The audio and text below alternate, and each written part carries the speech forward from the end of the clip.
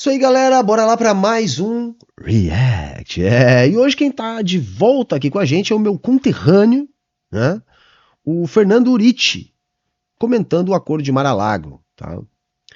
Eu já dei uma lida sobre isso e já estava há algum tempo aqui querendo comentar no canal, tá? Então vamos pegar aqui de fundo o vídeo do Uriti, tá? Eu gosto de comentar em cima dos vídeos do Uriti porque ele é um cara que fala de economia, ele tem um viés liberal forte, que sempre dá pra gente fazer uma boa contraposição. Embora ele não se pareça com um doidinho de bairro, sabe? Falando um monte de bobagem uma atrás da outra. Fala um monte de bobagem também, mas daquelas que a gente está acostumado a escutar aí na grande imprensa e coisas do gênero. Não é nada muito aberrante, tá? É um puxa-saquinho do Milley, é um puxa-saquinho do Trump, mas está cheio disso na mídia de massa. Então, sem mais enrolação, vamos ver aqui o que o Uriti está falando do novo arranjo monetário do Trump e do acordo de Mar-a-Lago. Bora lá. Esse é o momento mais importante do sistema financeiro mundial nas últimas décadas, possivelmente desde o fim de Bretton Woods. E pela primeira vez desde então, temos um presidente americano disposto a enfrentar esse desafio. As tarifas comerciais de Trump são apenas a ponta do iceberg e que talvez ofusquem o real objetivo do plano do governo americano: redesenhar a ordem monetária e corrigir os desequilíbrios econômicos acumulados nesses últimos 50 anos. Vou resumir, tá? O que o Trump quer fazer é desvalorizar o dólar para dar alguma competitividade para a indústria de transformação dos Estados Unidos, a fim de enfrentar a China, porém mantendo o dólar como moeda de troca padrão internacional. Não é uma tarefa muito fácil, tá? Sobretudo a parte de desvalorizar o dólar, coisa que para eles nunca foi tão essencial. Mas é isso, o Acordo de Mar-a-Lago tem essa função. Tá? Pelo que eu entendi, o papo é esse. Eu imagino que ele deva dar os detalhes, então eu não vou aqui adiantar, eu comento em cima do que ele falou, sem mais enrolação, né? Vamos lá.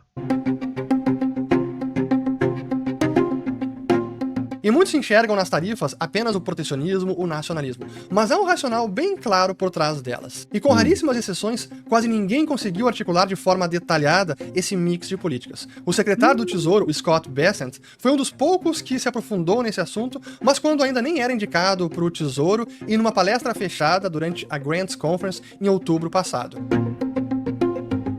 Mas talvez o principal formulador de toda essa estratégia seja o Stephen Miran, um economista de carreira do mercado financeiro e que até teve uma breve passagem pelo Departamento de Tesouro durante o primeiro mandato de Trump, e que agora assume a presidência do Conselho de Assessores Econômicos do presidente. Em novembro passado, ele escreveu um guia do usuário para reestruturar o sistema de comércio global, um artigo de 40 páginas bem meticuloso com os passos necessários para realinhar o sistema econômico global.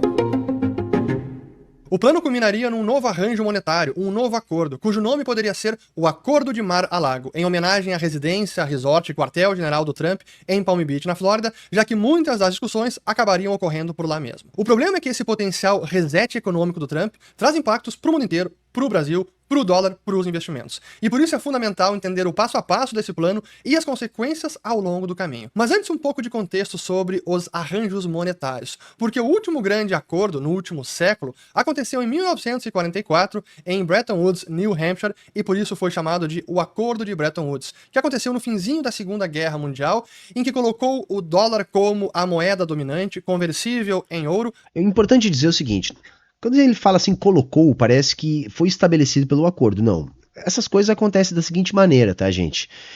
A realidade se impõe, então são refeitos os arranjos a fim de dar conta de uma realidade que já está posta. O que eu estou querendo dizer, o dólar já era moeda dominante e aquilo ali apenas alinhavou como seria um mundo de dólar como moeda dominante, tá?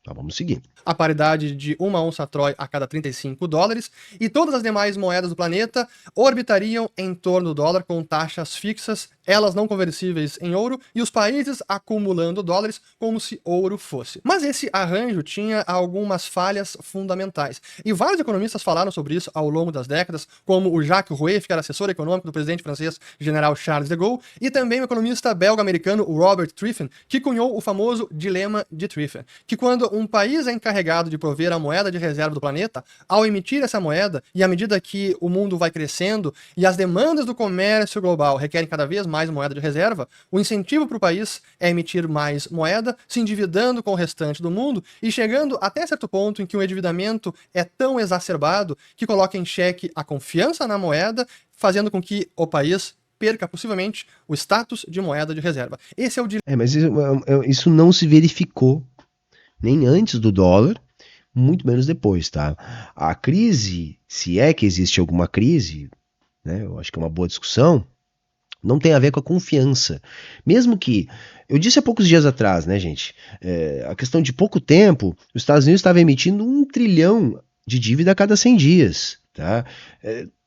Não há a menor dúvida que não tem arrecadação que possa cobrir isso aí, enfim, e não paira dúvida sobre a capacidade dos Estados Unidos de honrar. Por quê? Porque são dívidas expressas em dólar, os Estados Unidos emitem o dólar. Vejam, normalmente nos mercados, a dívida pública é o papel mais seguro, quando se trata de um país que tem reserva de dólar. Qual é a dívida mais segura? Qual é o papel mais seguro? É o título do Federal Reserve, né, do Tesouro Americano. Esse é o título sempre mais seguro de todos, tá? Então não tem esse risco, tá? Os liberais sempre vão sustentar isso, porque eles não podem deixar cair por terra a sua mitologia de que o dinheiro ele é uma mercadoria, ele é um véu simplesmente que traduz, né, aquilo que está na economia, né? Quando não, gente, tá? Se você quer classificar a moeda como mercadoria, então faça que nem Marx, é uma mercadoria especial. Ela não pode ser comparada às outras, tá? Mas para macroeconomia padrão, vamos dizer assim, pelo menos desde a síntese neoclássica, a moeda não pode ser classificada como uma mercadoria. Dilema de Triffin. O dólar não chegou nesse ponto, mas como tanto Triffin e o Rueff apontaram lá atrás, era um sistema insustentável. Tanto é que em 1971 o sistema ruiu, Nixon decretou o fim da conversibilidade. O que ruiu foi a conversibilidade, tá? E isso não mudou o status do dólar de moeda padrão. Então perceba que é uma outra coisa difícil de entender. As pessoas acham que é necessário, né, atrelar a moeda a alguma mercadoria, como a prata ou o ouro, como já foi no passado, tá? Quando na verdade não. Tudo depende da capacidade do emissor cobrar do mundo, né, de volta aquilo que emitiu. Então, e essa é a tese do Eichengreen, né? Enquanto o dólar for moeda padrão, eles têm um privilégio exorbitante de exportar isso para o mundo inteiro, praticamente sem ônus. Do dólar em ouro, e passamos então ao chamado não sistema, porque agora já não havia nenhuma âncora, nenhuma referência nem no ouro, nem na prata. É isso, a partir de 71 que a gente tem uma moeda de puro crédito, tá? Uma moeda de puro crédito. Então, é o fiat money, né? A moeda fiat, moeda dívida, moeda crédito, enfim. O dinheiro não é nada, é um pedaço de papel pintado. E o curso da moeda é forçado pela tributação, tá? A não ser o dólar, que aí tem uma dinâmica um pouco diferente e tem a ver com o peso da economia dos Estados Unidos no conjunto das trocas globais, tá? A questão é que, historicamente, o que a gente viu no capitalismo? Todo país que lidera, né, acaba impondo sua moeda aos outros.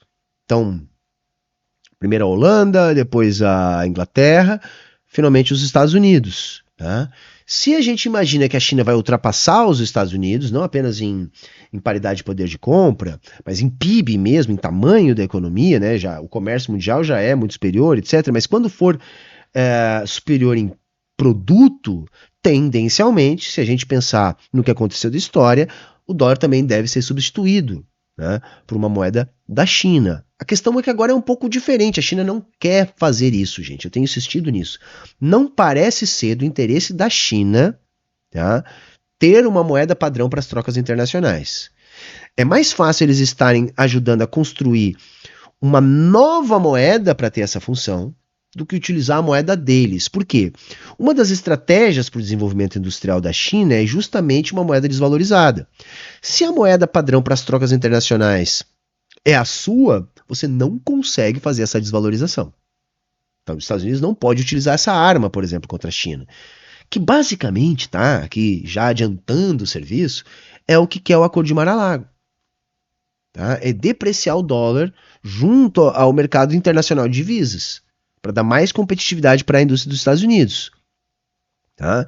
Isso envolve títulos longos, sem juros, que os Estados Unidos está oferecendo. Ele deve falar sobre isso, tá? Que basicamente isso é o acordo, né? Vamos lá, vamos ver.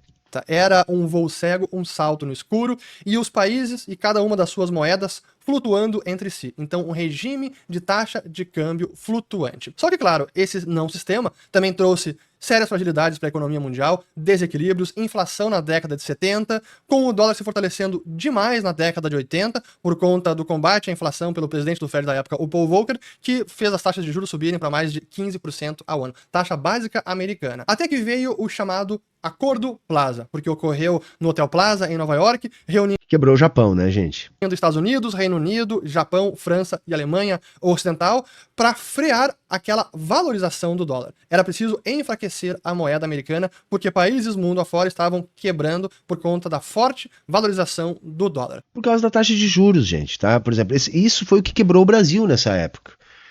Quem muda o indexador da taxa de juros da dívida externa brasileira e quebra. Não é só o Brasil, quebrou a América Latina toda e vários lugares do mundo, porque os Estados Unidos saem da Segunda Guerra como grande credor do mundo todo. Tá?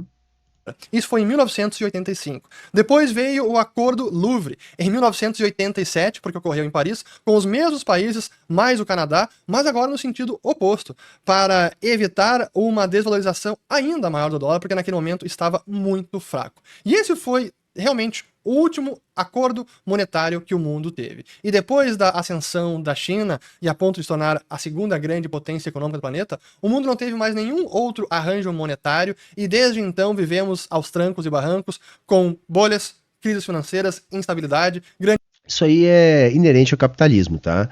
E o velho Barba, né, lá no século XIX já acertou em cheio. Então, cada vez teremos mais crises, as crises serão cada vez mais violentas e cada vez estarão mais próximas umas das outras. E é rigorosamente o que vem acontecendo, tá? Grande crise financeira de 2008, Covid em 2020, surto inflacionário no mundo, inclusive no dólar, e agora presidente Trump, com sua equipe de assessores econômicos, eles querem enfrentar os desequilíbrios provocados por esse não sistema econômico, que tem como pilar principal o dólar como a moeda de reserva. Então, o que quer o governo Trump? Eles têm basicamente dois objetivos. Primeiro, manter o dólar como uma moeda de reserva mundial e, em segundo lugar, corrigir os profundos desequilíbrios do sistema econômico global, e que em parte são causados pelo próprio padrão dólar. E na visão deles, uma forma de reequilibrar o sistema é realinhando o comércio internacional. Porque qual é o diagnóstico que eles fazem, né? Qual é o diagnóstico da situação? As consequências do padrão dólar é que os Estados Unidos têm a tarefa de prover moeda de reserva e ativos de reserva para o restante do planeta. O resultado é que o dólar acaba relativamente sobrevalorizado. E à medida que os Estados Unidos vão perdendo relevância na economia mundial, porque o mundo cresce mais rápido do que os americanos, a maior demanda por moeda de reserva se manifesta em déficits externos persistentes que se aprofundam. E é isso que eu quero mostrar agora em alguns... Resumindo, tá? Assim, o fato dos Estados Unidos ter a moeda padrão internacional, que é demandada pelo mundo inteiro, não convive bem com os Estados Unidos não tendo a economia mais dinâmica do planeta. Tá? Isso acaba gerando um problema para a economia dos Estados Unidos, que já vem começando a sofrer com inflação. Eles não estão acostumados com inflação. As medidas protecionistas do Trump em relação a tarifas tendem a agravar mais a inflação. Então, na verdade, assim, não tá bom o negócio do Trump. O Trump parece um grande estrategista, mas eu vou dizer para vocês, viu? A equipe do Trump parece ser, sei lá, o escritório do The Office. Então, assim, esse método de improvisação parece algo comum à extrema-direita. Então, eles estão com um problema, que é a inflação. Isso dificulta para o Federal Reserve cortar juros. Eles não convivem com a situação nem de juros nem de inflação. E o Trump acha que vai vencer a guerra contra a China reorganizando o comércio mundial, forçando tarifas do mundo inteiro. Ele pensa criar um movimento que gere um processo de reciprocidade, porque hoje quem quer a derrubada de barreiras para o comércio internacional são os chineses, gente. Por que eles querem isso? Porque eles têm a indústria mais competitiva do planeta. Então, quanto menos barreiras, melhor para eles. Então o que o Trump está tentando fazer é algo muito difícil. Tá? Que é levantar barreiras nos Estados Unidos, forçar a levantada de barreiras no resto do mundo, mudar a configuração de comércio para atingir a competitividade da China. Agora, como fazer isso sem agravar um problema que já está presente na economia dos Estados Unidos, que é a inflação? Tá? Esse é o grande desafio do Trump. Os gráficos para visualizar exatamente o que eu acabei de falar. Por exemplo, aqui é a participação da economia americana no restante do mundo. Então, o PIB dos Estados Unidos sobre o PIB do restante do mundo. Que desde a década de 60, quando era cerca de 40% da economia mundial, vem caindo. Na década de 80 já era 25%, em 2011 chegou a 21% e se recuperou um pouquinho, agora está ali em 26%, dados de 2023. E da mesma forma, a gente pode agora entender esses déficits analisando a conta corrente dos Estados Unidos, que é a balança comercial, bens e serviços, mais balança de renda. Não vou entrar em tanto detalhe aqui, mas basta dizer que é tudo aquilo que os Estados Unidos exportam menos o que importa do restante do planeta. Então aqui temos o déficit em conta corrente, que se aprofundou especialmente ali em 86, 87, mais de 3% do PIB, e teve o ápice em 2006 com quase 6% do PIB, e ainda registra déficit corrente na ordem de mais de 3% do PIB, dados de 2023.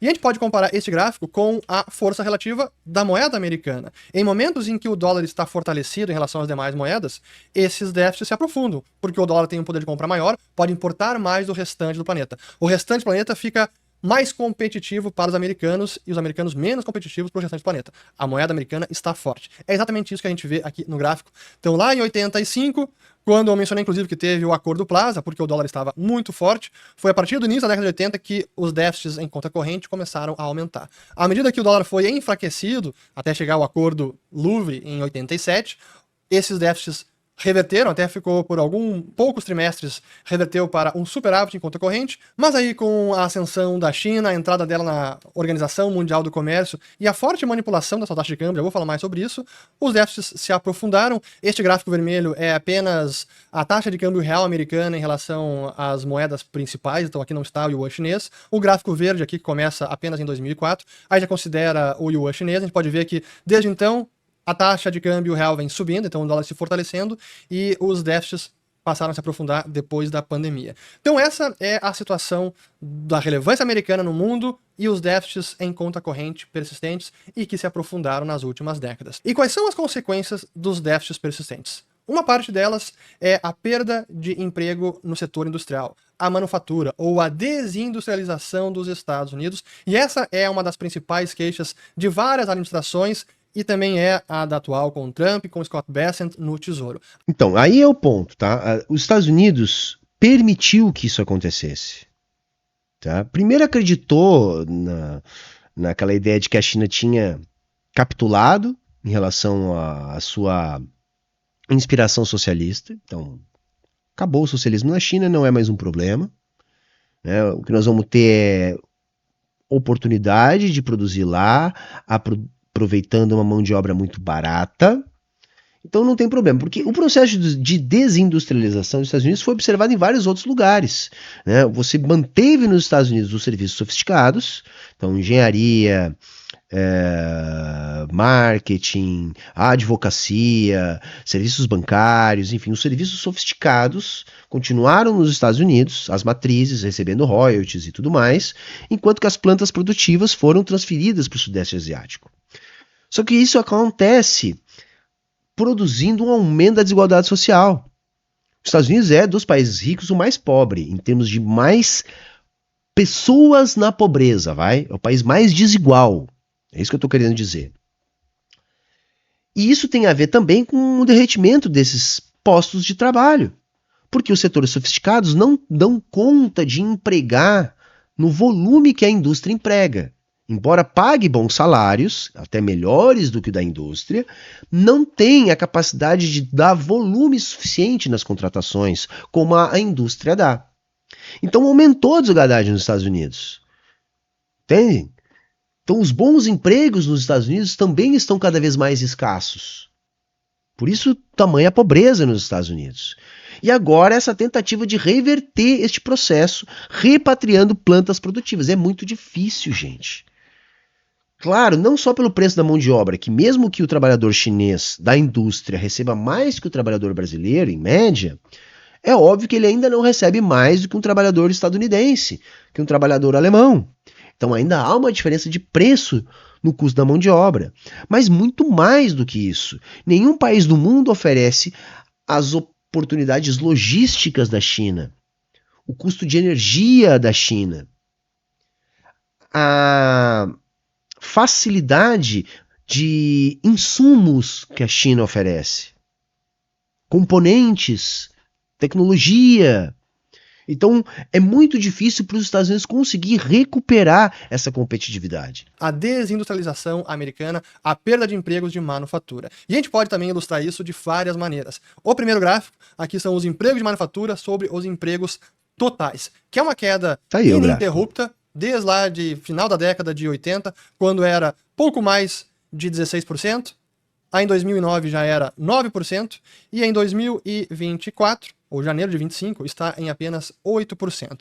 Essa é a tragédia, tá, do mercado de trabalho dos Estados Unidos. Então, uma queda que não para. Olhando o número em absoluto e não em relação aos empregos totais, essa aqui é a foto. Ó. Aqui temos desde 1939, quando os Estados Unidos passaram a crescer fortemente e ser uma das potências industriais do planeta, até 79 não parava de crescer o número de empregos de manufatura. E desde então, a tendência é de declínio, que se aprofundou ao longo da década de 2000, depois da entrada da China na Organização Mundial do Comércio e o forte crescimento chinês. E decompondo esse número por setores, temos aqui vários de manufatura, metal primário também não parou de cair, aqui temos metal fabricado, que também caiu constantemente em 2010 e recuperou um pouco até este ano. Maquinaria, maquinário, não para, estabilizou desde 2012 praticamente, mas está muito abaixo do que era lá em 98. Da mesma forma que transporte caiu bastante, aqui então o setor automotivo especialmente, até 2009, e esse foi o setor que conseguiu recuperar mais até 2024.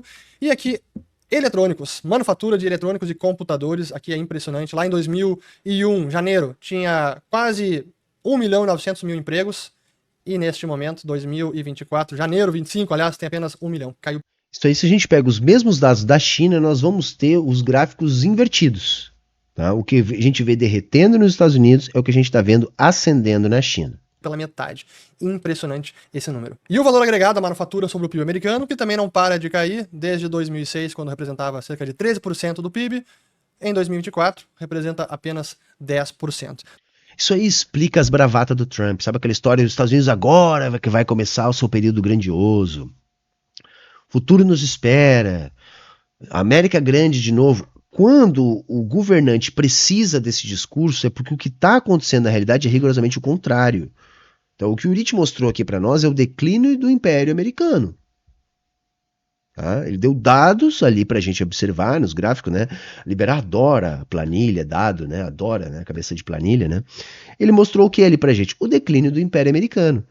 E isso é o que justifica as bravatas do Trump. Então aqui a gente tem um pouco da foto da desindustrialização, a perda de empregos. E quais são as consequências dessa desindustrialização? E aí que vem as principais preocupações hoje do governo Trump, do seu secretário de Tesouro, dos seus principais secretários, que não é tanto de ordem econômica, mas sim de ordem de segurança nacional. Porque se hoje os Estados Unidos importam muito do restante do mundo, se em algum momento a tensão geopolítica se elevar e os Estados Unidos se encontrarem numa situação de confronto com a China, por exemplo, como manter as importações... Se encontrarem numa situação de confronto, quer dizer, quando eles decidirem atacar a China, a China não quer guerra, entendeu, gente? Porque é aquilo, a China desenvolveu a sua economia de modo a jogar o jogo que está posto. E ela está ganhando esse jogo. Por que ela vai mudar o jogo? Hoje, quem precisa de uma virada de mesa, quem precisa espirrar no tabuleiro e dar de pomba em xadrez e jogar as peças tudo longe, é os Estados Unidos, gente. Hoje eles que precisam fazer isso. Porque se deixar a coisa como tá, a China vai patrolar. Tá? Como já está patrolando. Fluindo no momento de guerra. Então essa dependência de importações e a base industrial que foi minada nos últimos anos acaba trazendo um risco à segurança nacional americana. Aí está a grande preocupação dos Estados Unidos, e por isso... Segurança nacional, segurança mesmo. Em última análise é isso aí, né? Como é que vocês vão estar seguros se vocês não forem os líderes, né? Como que vai acontecer? Porque tem uma outra coisa que a gente tem que lembrar. Todo país que se transforma em país economicamente dominante, se transforma também em país culturalmente dominante. Vocês já pensaram, hein? o dia que a gente não for mais refém de Hollywood, das agências de notícias dos Estados Unidos, dos conglomerados de mídia dominados por empresas dos Estados Unidos, né? Quando a nossa música deixar de ser pautada pelos grupos sediados nos Estados Unidos, uma grande mudança há de acontecer, né? Redes sociais dos Estados Unidos, tudo deve mudar. A partir do momento que os Estados Unidos não for mais o país hegemônico, tudo isso deve mudar, gente. Como foi quando os Estados Unidos se estabeleceu e essas coisas começaram a se estabelecer.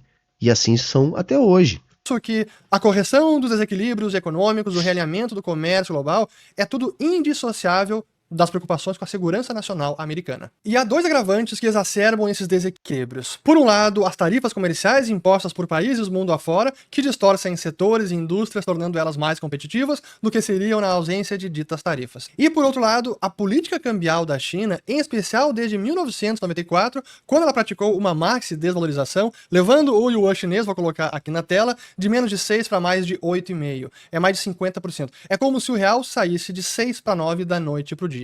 E isso concedeu... Lembra que eu falei há pouco tempo, gente, assim, para o país que tem a indústria atrasada, ter uma moeda desvalorizada é bom. Quando acontece essa desvalorização, o impacto é muito negativo para a classe trabalhadora. Mas se depois você mantiver isso de forma estável, você não tem mais aquele prejuízo e começa a ter aí o bônus.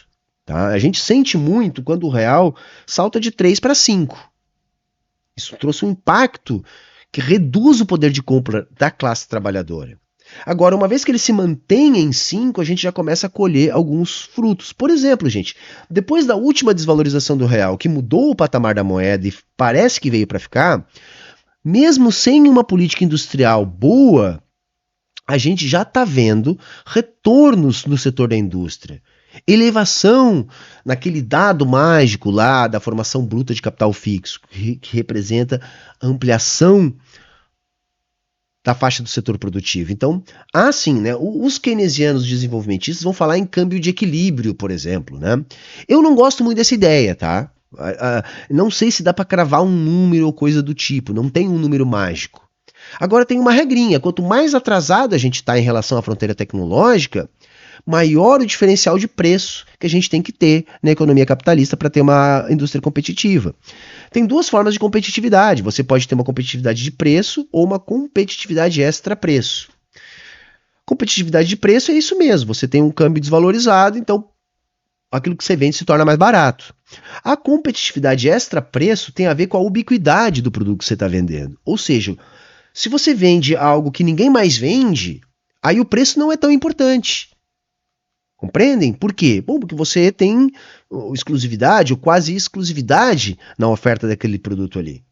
Então, independente do preço, quem demandar aquilo ali vai ter que recorrer até você. Entende? Agora, se você não consegue ter uma indústria competitiva de produtos não ubíquos, né, ou de produtos não comuns no mercado internacional, né, que não são tão fáceis de reproduzir, se você não tem esse tipo de mercadoria, tipo a economia brasileira, que trabalha com níveis muito simples de sofisticação, você tem que ter competitividade de preço, senão essa indústria não anda. Que é o caso brasileiro, né? A economia chinesa, uma forte competitividade, e foi o ímpeto inicial para provocar esses grandes superávites comerciais em que a China exportava muito mais para o restante do planeta, porque os produtos chineses ficaram muito mais baratos. E a China, nesse sentido, manteve este câmbio controlado, como a gente pode ver, por praticamente uma década inteira, e só depois foi permitindo alguma valorização. Portanto, o Partido Comunista Chinês manipula a taxa de câmbio da China. De uma cesta de moedas, tá?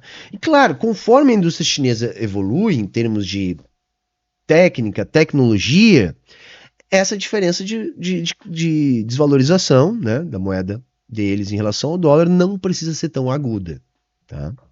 I saw how China's currency manipulation wreaked havoc across our industrial base and stole jobs from your constituents. From its peak, almost a half-century ago, the United States has lost over a third of its manufacturing workforce, and too many communities reliant upon those jobs were ravaged. The human suffering involved in such losses is enormous. Reality demands that we prepare to defend ourselves should the need arrive, and we need manufacturing capacity to do so. My view is that reindustrializing America is imperative not only for economic reasons, but for national security. E qual é a lógica por trás dos déficits e superávites externos entre os países? É que um país que exporta muito e tem um excedente, portanto superávit, e entra muito mais dinheiro, moeda de reserva na sua economia, à medida que isso acontece, a taxa de câmbio do país tende a se apreciar. A moeda do país vai ficando mais forte. E quanto mais forte ela fica, menos competitivo se torna o país e aqueles superávites vão sendo reduzidos até se tornarem déficits comerciais. Essa é a história do Brasil, tá? O Brasil começa a crescer um pouco mais rápido, o real começa a se valorizar, começa a haver maior investimento em bens de capital, e aí explode as nossas contas, tá? E aí, por quê? Porque a gente acaba demandando muito do estrangeiro. E aí se reverte todo o processo e, de novo, o real se desvaloriza. Eu defendo, gente, tá? Algo que parece um sacrilégio para os liberais, tá? Que é controle de capitais, tá? Para fugir desse termo, que é um palavrão entre os macroeconomistas, eles falam em controle macroprudencial, mas é controle de capitais. E o que eles não falam para a gente é: a China exerce um pesado controle de capitais. O problema todo, gente, é que a China pegou os manuais de macroeconomia e tacou fogo. Tacou fogo. Fez rigorosamente o oposto que eles dizem. Olha, você não pode gerar déficit, senão você vai ter desequilíbrio, inflação e aumento da taxa de juros. A China tocou-lhe o foda-se e vem produzindo todo esse desenvolvimento às custas de pesadíssimos déficits. Só que eles controlam a taxa de juros, com um banco central que tem mecanismos para fazer isso. E aí depois eles controlam os fluxos de divisas, impondo um pesado controle de capitais. Por quê? Porque a China não é bagunça.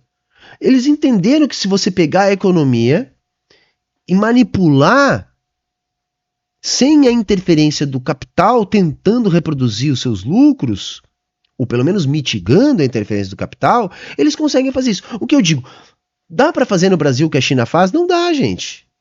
Não dá, porque uma semana tem golpe de Estado, tem tanque na rua, tem porta-aviões dos Estados Unidos na Baía de Guanabara. Por que não teve isso na China? Porque na China tem uma coisinha chamada revolução. Então você quer dizer que a China não é socialista? Enfim, eu vou discordar de você em alguma medida, eu acho que você está sendo um pouco apressado, acho que a gente tem que ter um pouco mais de calma, mas tudo bem. Mas você não pode negar, a China só pode fazer o que ela faz porque ela se desprendeu da amarra imperialista no momento que ela fez uma revolução. Então, assim, tem o que fazer em termos desenvolvimentistas até um certo limite, lógico. Existe um limite flagrante do desenvolvimentismo e por isso mesmo a própria China tem na sua Constituição a meta de transitar para uma sociedade de economia planificada, porque sabe dos limites do desenvolvimentismo. Agora esse desenvolvimentismo pode ser, talvez, uma etapa necessária no processo de transição para desenvolvimento das forças produtivas. Porque eu sou daqueles que entende que só vai haver socialismo no dia que esse socialismo for superior ao capitalismo. Isso não vai acontecer sem o desenvolvimento das forças produtivas. Ou déficits externos. É isso que normalmente acontece, especialmente naqueles países que não manipulam a taxa de câmbio das suas moedas, e exatamente isso que acontecia durante o padrão ouro, quando o ouro era a moeda do planeta, e esse era o chamado ajuste automático do balanço de pagamentos. Superávites durante alguns anos num país, logo resultariam em déficits nos anos posteriores, e esse é o ajuste automático. No atual sistema, com o padrão dólar, o sistema de dólar de moeda de reserva por si só já perpetua mais esses desequilíbrios ou impedem um ajuste automático. Mas quando temos um país como a China, que manipula desde muito tempo a sua taxa de câmbio, esses desequilíbrios profundos são mantidos por muito mais tempo e sem nenhuma correção. E no caso chinês, os fortes superávites externos se manifestam no acúmulo de reservas internacionais, que saiu de menos de 200 bilhões no ano 2000 para mais de 4 trilhões de dólares em 2014. Esse aí é o pânico dos Estados Unidos, tá? A quantidade de dólares e a quantidade de títulos públicos demandados pela China. A China tem muito mais chance de quebrar os Estados Unidos, se quiserem, do que os Estados Unidos de quebrar a China, se quiserem. Tá? Porque a China consumindo aquilo que os Estados Unidos está rodando lá de déficit ajuda a sustentar o equilíbrio do mercado de capitais nos Estados Unidos.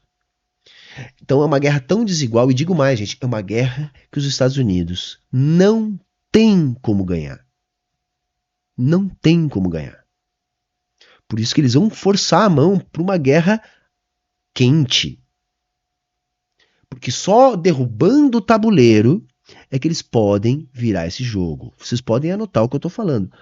Os Estados Unidos não tem como ganhar. A única chance dos Estados Unidos ganhar é derrubando o tabuleiro. A rapidez e a intensidade com que isso aconteceu não tem precedentes na história econômica, chegando a representar mais de 42% do PIB da China. Isso ainda em 2010. Se a China não tivesse manipulado a taxa de... Depois, esse dado dele tá um pouco desatualizado, eu acho, tá? Porque depois eles começam a se desfazer um pouco desses papéis, tá? Embora o volume ainda seja mastodôntico. Câmbio e permitido uma valorização mais acentuada do yuan chinês, o que aconteceria era menor superávit externo, em algum momento até um déficit comercial, e não tanto acúmulo de reservas internacionais. Como é que a China vai ter déficit, Fernando? É a fábrica do mundo inteiro, como é que eles vão ter déficit comercial? Você tá maluco, cara? Não. Que é uma evidência da manipulação da taxa de câmbio pelo Partido Comunista da China. Não existe manipulação, é do jogo, tá? É do jogo. O problema é que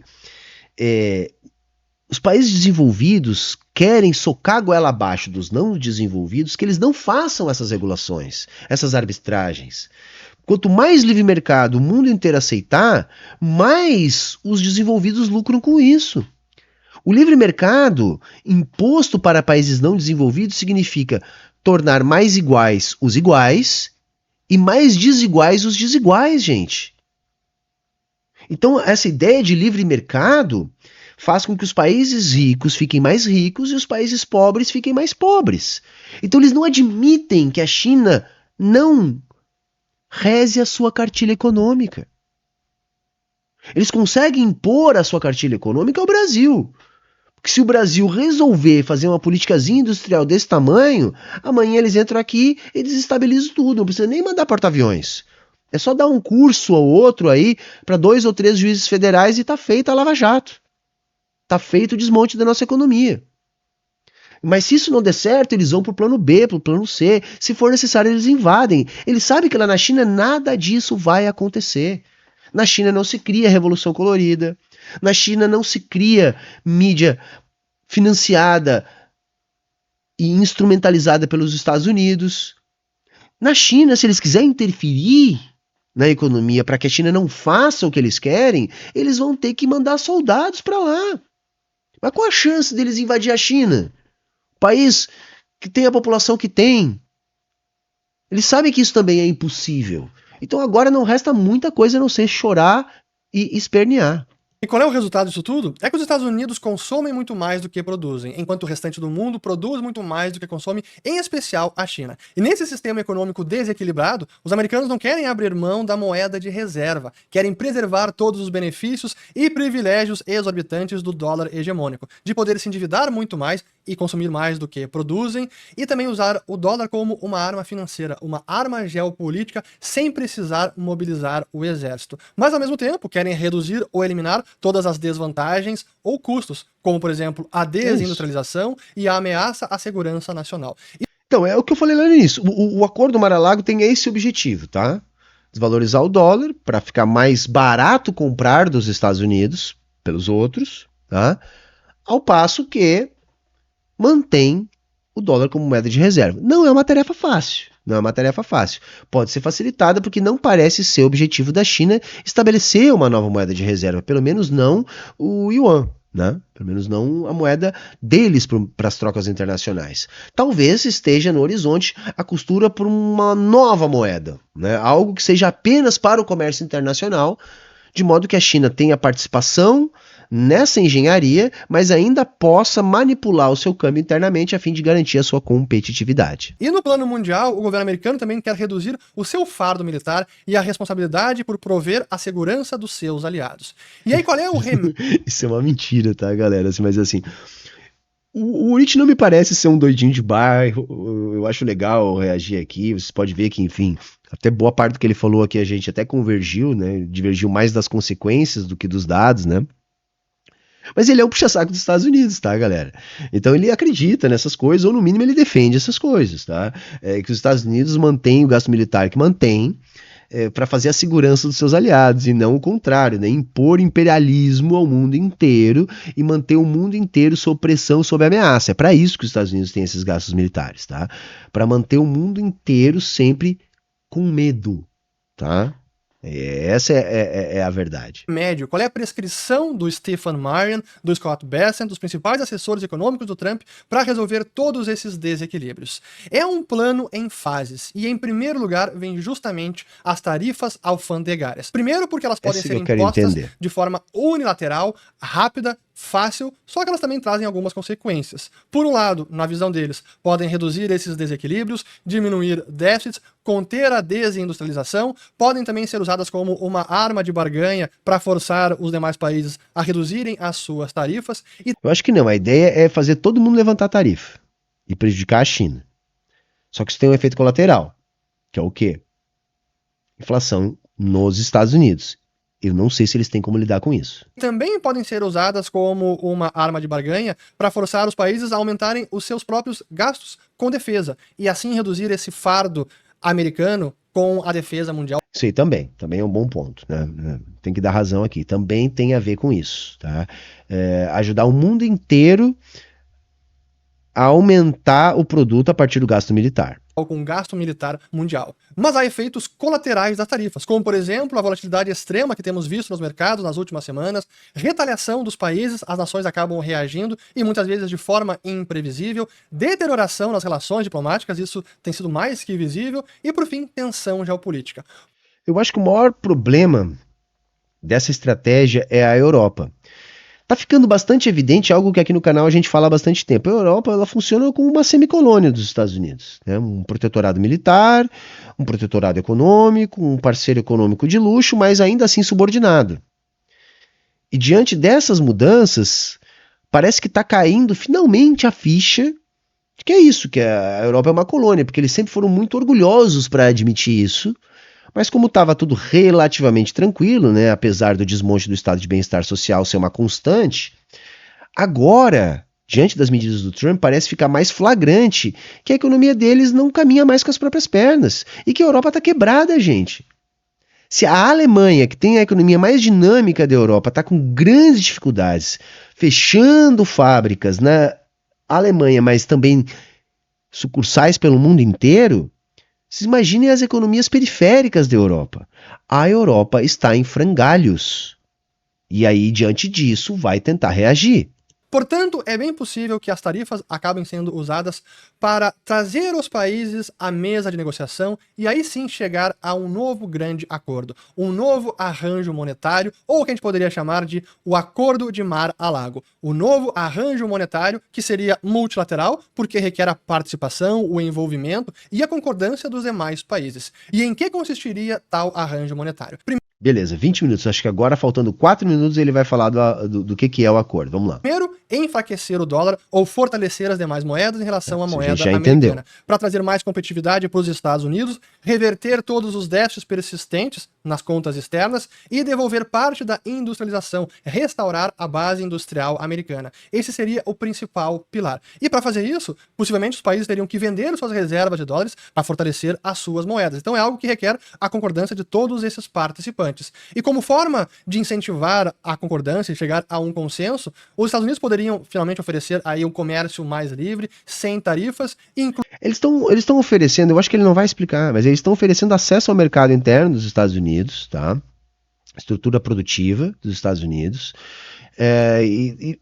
Enfim, vamos ver se ele vai explicar. Incluir os países dentro do seu guarda-chuva de segurança. Em síntese, essa é a ideia por trás do Acordo de Mar-a-Lago. Mas, novamente, é um acordo multilateral e que requer a participação e o consenso dos demais países. O resumo da ópera é que tudo está interligado. Padrão dólar, desequilíbrios econômicos, comércio global e segurança nacional. Não se pode dissociar comércio global de segurança nacional. E, por um lado, eu vejo como positivo o fato de o governo americano reconhecer que há um desequilíbrio e estar disposto a enfrentar o desafio. Mas tenho sérias ressalvas com as políticas propostas, em especial com as tarifas alfandegárias, porque tem resultados imprevisíveis, gera reações adversas, retaliações dos países, piora nas relações. Quando eu falo em acesso ao mercado dos Estados Unidos, não é de produtos estrangeiros, mas enfim, para você levar plantas produtivas para os Estados Unidos e produzir nos Estados Unidos, e assim ter acesso sem as tarifas e as barreiras, tá? A questão é que isso envolve, gente, que é a parte que eu não entendi direito do acordo, porque até parece, assim, um pouco de default, tá? Os Estados Unidos estaria disposto a vender determinados papéis, que não seriam passíveis de juros. Seria assim, ó, você vai investir nisso aqui e não vai ganhar nada, tá? Vai ganhar apenas apoio dos Estados Unidos militar e também vai poder, vamos dizer assim, investir diretamente nos Estados Unidos e produzir aqui e vender aqui, tá? Essa é a parte que eu não entendi direito do acordo, me pareceu meio nebulosa, tá? Mas não sei, falta menos de 2 minutos, acho que o Urich também não deve ter entendido direito, acho que ele não vai comentar, vamos ver. Diplomáticas. Por isso que eu tendo a preferir um novo arranjo monetário, o Acordo de Mar-a-Lago, que pode ser mais duradouro, mas requer a participação dos demais países, é um arranjo multilateral e precisa também da abertura da China e liberalização completa dos controles de capitais. Ainda assim, será efêmero. Jura que a China vai fazer o que os Estados Unidos querem, né? Como foram os demais acordos Plaza e Louvre, porque reequilibrar o sistema econômico de forma sustentável significa abandonar o dólar como moeda de reserva, adotando novamente um sistema baseado num ativo como o ouro, que não é passivo de ninguém. Mas esse osso, o dólar hegemônico, os americanos não querem largar. O paradoxo desse acordo, e isso importa para todo investidor, é que a manutenção da hegemonia do dólar significará o enfraquecimento da moeda americana. É isso que o Acordo de Mar-a-Lago terá como objetivo. E eu encerro com a frase final do Stephen Miron no seu artigo. Há um caminho pelo qual a administração Trump pode reconfigurar os sistemas financeiros e de comércio global em benefício da América, mas é estreito e exigirá planejamento cuidadoso, execução precisa e atenção às etapas para minimizar consequências adversas. Tá bom, Urich. Tu não falou, mas eu te perdoo, porque eu não entendi aquilo lá direito, tá? Mas nós vamos voltar a falar desse tema, até porque eu acho que ele não tá esgotado, tá? Mas deu pra gente ver aqui, ilustrado o declínio do Império Americano, tá? E a síntese do que é o acordo, eu vou concordar com o Urich. É isso. É tornar a economia dos Estados Unidos mais competitiva para produzir, né, ou seja, desvalorizar o dólar, sem perder a hegemonia global do dólar enquanto moeda padrão para as trocas internacionais. Tá? Então é isso. A forma como eles estão pretendendo fazer isso, eu não estou levando fé. Até porque parece algo muito inovador e criativo, a administração Trump, mas na verdade é o escritório do The Office, tá, galera? Não se iludam, é isso, tá? Não é muito diferente disso aí não, tá? Nós estávamos agora mesmo vendo que eles meteram um jornalista no grupo onde eles estavam debatendo a guerra que eles iam fazer, no Iêmen, parece, tá? Enfim, é o The Office, tá, galera? É esse aí. É o Trump, tá? Então, assim, não tem genialidade nenhuma na parada, tá bom? Mas se você chegou aqui até o final, confere se está inscrito no canal, deixa o teu joinha, comenta aqui embaixo, é muito importante o que você acha, né? Corrige aí qualquer besteira que você acha que eu falei, né? Vocês às vezes sabem mais que a gente, né? A gente tá aqui, mas sei lá, né? Sempre tem. Tá bom? E era isso. Ficamos por aqui. Falou, valeu, tchau, tchau e até a próxima.